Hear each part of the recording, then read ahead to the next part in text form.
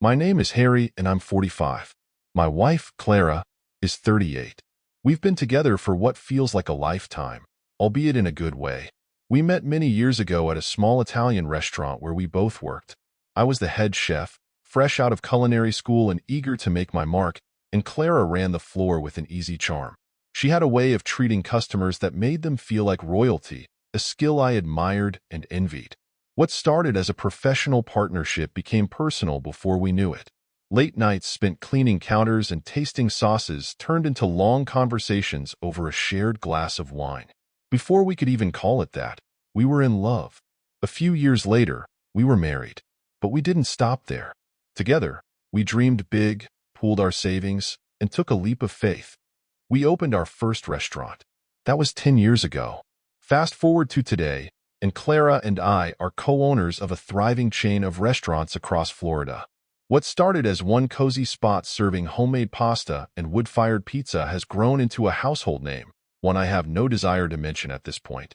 This is more than a business. It's our legacy, something we've built brick by brick, heart by heart. Every dish, every table, every detail has our fingerprints. But our success isn't all down to us. Clara's younger sister, Laura, has played a vital role. Laura, 33, is smart as a tack and runs the flagship here in our hometown.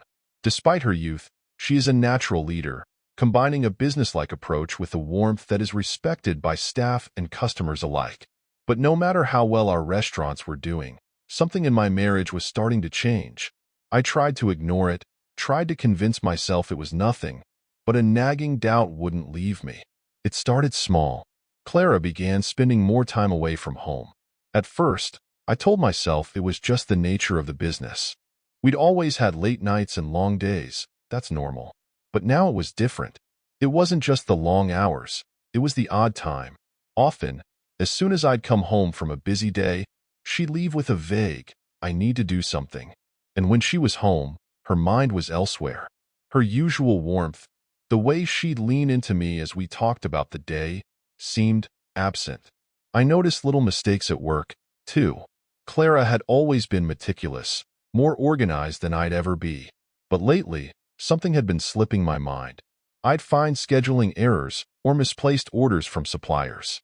Minor issues, nothing catastrophic, but not typical for her.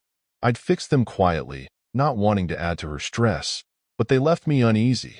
She brushed off my concerns, chalking them up to the pressures of our growing empire. And then there were the receipts. Restaurants, hotels, small boutiques. Clara had always loved the finer things in life, one of many we shared. But the receipts I found seemed too frequent, too random. They were hidden in her purse, tucked into the center console of her car, or left on the kitchen counter. Every time I picked one up, she'd quickly offer an explanation. A meeting with a supplier, lunch with an investor. And sure, it could be true. But were they all? My gut told me otherwise. Finally, I couldn't keep quiet. I decided to address the elephant in the room. A few nights ago, I had invited Clara to dinner. I had chosen one of our own restaurants for the setting, not only for the intimacy, but because I wanted us both to feel at home. If I was going to voice my concerns, I wanted her to feel at ease, not cornered. We arrived at the restaurant just as the evening rush was beginning to die down. The staff greeted us warmly, a perk of being the owners, and showed us to a private corner table. The soft candlelight danced across Clara's face, her beauty as striking as ever. I hesitated for a moment, almost losing my composure. "Clara," I began, my voice steady despite the storm in my chest. "I was going to talk to you about something." She raised an eyebrow, a faint smile playing on her lips. "That sounds serious." "It is," I admitted. "I've noticed a few changes lately. You've been away more and more, and things at work haven't been going quite right. I don't mean to sound paranoid, but it worries me." Clara's expression changed, her smile softening into something unreadable. "Harry, you know how demanding this business is. Sometimes I have to put out fires before they spread. Nothing to worry about." I leaned forward. "I understand. Yes, but it seems like there's more to it than just receipts. The nights you're away, She cut me off with a small laugh, reaching across the table to take my hand. "Receipts? Seriously? Harry, They're just business expenses. Meetings, errands, you know the drill. I had no idea you were following me." Her tone was playful, but there was a twist to it. I felt myself wavering, my confidence wavering under her gaze. Before I could respond, she motioned to the waiter and ordered another bottle of wine, something stronger. As the evening wore on, Clara had a knack for steering the conversation into safer waters. She talked about new menu ideas, upcoming events, and plans for expansion. By the time we left, I almost felt stupid for bringing it up. And when we got home, she pulled me into the bedroom. Her touch as intoxicating as the wine we drunk. She began to undress me, tugging at my tie until I couldn't hold on any longer, and we turned into savages, tumbling in our bed. For a while, I allowed myself to believe her. But late that night, with Clara fast asleep next to me, my doubts crept back in, more insistent than ever. What if I was wrong? Nothing had changed since that hot night. I wanted to believe that things were getting better, but Clara's strange behavior continued at the same relentless pace. At first, I didn't know how to cope. There seemed no point in confronting her again. That all changed a few weeks later, when Clara's sister, Laura, invited us to her birthday party. She decided to celebrate at the restaurant she managed, the heart of our family business. It was a small gathering, just close friends and family, and for a while it felt like old times.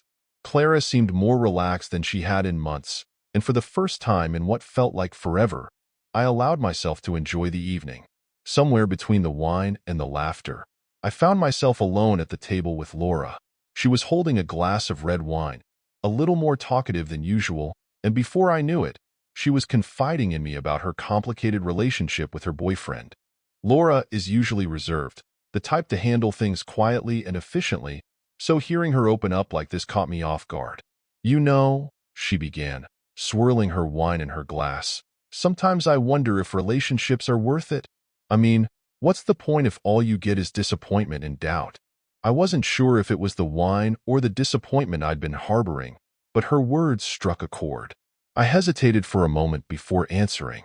"You're not alone in this," I said, my voice quieter than I'd intended. "Things haven't been going well with Clara and me lately. I honestly don't know what to do about it." Laura's eyes widened in surprise. "What do you mean? You two have always been, well, perfect." I sighed, leaning back in my chair. "I thought so too, but lately she's been acting different. Withdrawn. So many things don't add up." Laura frowned, setting down her glass. "That's not like her. Have you talked to her about this?" "I've tried," I admitted. "She brushes it off, says it's all business. But it doesn't feel right. It's like she's not telling me something." For a moment, Laura didn't answer. She seemed to be weighing her words carefully, her brow furrowed in thought. Finally, she leaned closer, lowering her voice. "Maybe we should keep an eye on her. Not in a bad way," she added quickly, seeing my reaction. "But if something is wrong, we need to figure it out. For both of your sakes." I wasn't sure how to feel about her offer. It seemed mean, even sneaky. But the idea of finally getting some answers was tempting. I nodded slowly. "Okay, but if we do this, we need to be careful." From that point on, Laura and I became a quiet team. Over the next few weeks, we traded updates when something seemed off. Mostly, things remained vague. Clara's behavior was odd, but not overtly suspicious. That is, until the day Laura called me with something serious. "Harry," she said, her voice urgent, "I saw Clara. She was at this restaurant across town with Paul." Paul was one of our investors, a charming, well-dressed man who was always friendly but never overly familiar. "Are you sure it was Paul?" I asked, already feeling my stomach clench. "Positive," Laura replied. "It didn't seem strictly business, but it wasn't overly personal either. It was just weird." I thanked her and hung up, my mind racing. That night, when Clara came home, I waited for the right moment to meet her.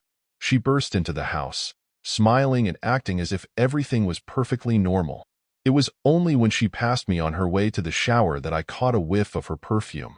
Or rather, not her perfume, Paul's cologne, a rich, distinctive scent that I recognized from meetings and events. The smell was unmistakable, and before I could stop myself, I grabbed her arm. "What were you doing with Paul at that restaurant today?" I asked, my voice harsher than I intended. Clara froze, her eyes widening in surprise before narrowing in irritation. "What are you talking about?" she asked, her tone defensive. "You heard me," I said firmly. "I know you were with him. Why didn't you tell me? And why do you smell like his cologne?" She blinked, then laughed nervously. "Kitty," she said, using the pet name she saved for when she wanted to soften me up.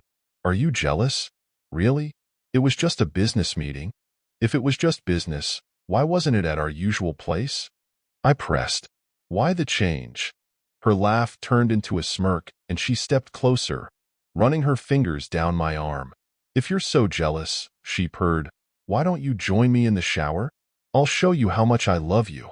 For a moment, I felt myself losing my balance. Clara always had a way of disarming me, of turning my anger into something else entirely. But not this time. I pulled back, not giving in. "Clara, I'm serious. I want answers." Her expression hardened. "I don't know what you want me to say, Harry. I'm working to keep our business going while you sit here making baseless accusations. Maybe you're the problem." Her dismissal stung, but I didn't back down. The argument was escalating, her words sharp and defensive, mine increasingly irritating. By the end of the night, we were both exhausted and nothing had been resolved. Clara went to bed without another word, leaving me alone with my thoughts. I sat there for hours, replaying that fight in my head. Her reactions, her excuses, her evasions, they all pointed to something she didn't want me to see. And then I promised myself that I would find the truth myself if she didn't want to talk. Still, I needed an outlet, someone I could talk to who understood the gravity of what I was dealing with. That's when I thought of Laura. Laura had become my unlikely confidant in all of this. I decided to invite her to dinner at my place. Clara was conveniently busy again, gone somewhere with no explanation other than vague references to work. I figured a quiet dinner would be a good opportunity to catch up with Laura and unload some of what I was lugging around. Cooking had always been my therapy, so I threw myself into making the perfect carbonara, the kind Clara liked when we had time for things like sharing a meal. I grabbed a bottle of crisp white wine from the cellar, something good, something that lifted my spirits. The simple act of cooking kept my hands busy, even as my mind raced. Laura arrived just as I was setting the table. She looked haggard, her usual delicate demeanor replaced by something more fragile. We exchanged pleasantries, but the conversation soon turned to more serious matters. "How are things with Clara?" she asked, sipping her wine. I shook my head. "Worse. She's still evading questions, still distant. And that night, the fight, it felt like she was trying to turn it all against me, like I was crazy." Laura frowned, setting down her glass. "That doesn't sound like the Clara I know. But maybe she's not that person anymore." Her words hit me harder than I expected. Clara and I had built so much together. Our lives, our businesses, our dreams.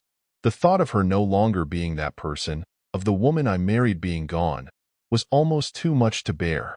Laura reached across the table, her hand brushing mine. "Harry, maybe this isn't worth tearing yourself apart for. Maybe there's another way to deal with this."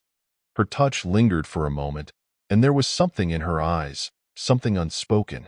Before I knew it, her phone was vibrating. She glanced at the screen and sighed. "Sorry, I have to go. Something came up." "Sure," I said, hiding my disappointment. "Thank you for listening, Laura." She gave me a small smile before walking away, leaving me alone in the dimly lit dining room. I poured myself another glass of wine, trying to drown out the thoughts swirling in my head. A week later, Laura called me, her voice tense with urgency. "Harry, you need to come to the restaurant. It's important." The tone of her voice made me nervous. I drove there immediately, my mind racing with options. When I arrived, Laura was in her office, her face pale and her eyes red as if she'd been crying. She didn't say a word, just motioned for me to sit down and turned her computer screen towards me. "Look," she said, her voice shaking. The video feed was from one of the CCTV cameras at the back of the restaurant, in the alley where the suppliers usually unloaded their packages. The footage was grainy, but clear enough to make out the black Range Rover parked there, Paul's car. My stomach dropped as I saw Clara walk into the frame. She climbed into the passenger seat, her body language nervous at first but quickly relaxing. Then, to my complete disbelief, they started kissing. Not a casual kiss, but one that left no doubt as to the nature of their relationship. The video didn't end there. And then came the scene I couldn't help but see: Clara and Paul undressing, entwined together in a way that confirmed everything I'd feared but refused to believe. I felt the air sucked out of the room. Anger, betrayal, and humiliation bubbled up inside me. My fists clenched as I tried to maintain my composure, but the weight of it all was crushing. Laura reached out, her hand on mine. "Harry," she said quietly, her voice breaking, "I know how much this hurts, but we can't act on emotion. If you want revenge, we have to be smart. Slow. Calculated. We'll make them pay." I looked at her, seeing the determination in her eyes. She wasn't just sad or angry, she was ready to fight. And in that moment, I knew I had to be ready too. We sat down and discussed the plan. Of course, a regular divorce would be a long and selfless affair. So we decided that I would take away all the property that could be taken away quietly.